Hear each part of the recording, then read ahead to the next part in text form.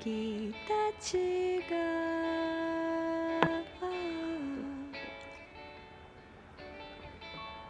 梢に桜色見せ始めて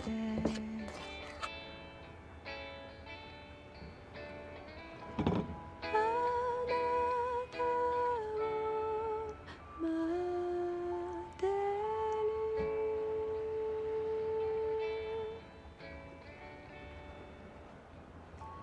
遠くにいてもあなたは眩しい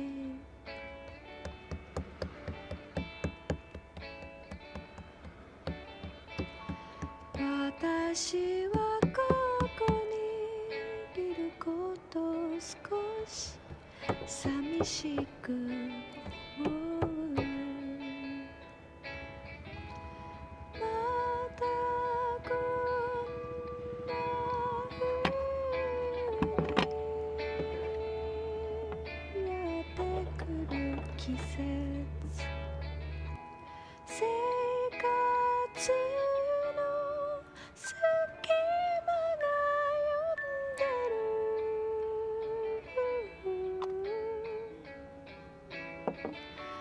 ただ目指すべきものこの生活に見出しこぼれないよ拾い集める寂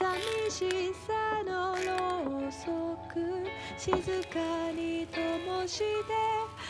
朝起きて星空を見るまでありったけの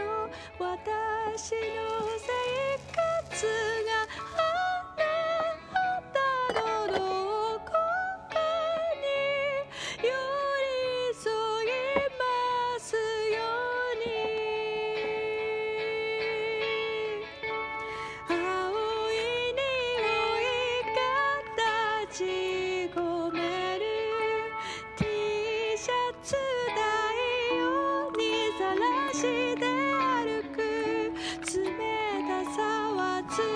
を突き破り私はただ祈っていますそんな隙間にあなたがいるような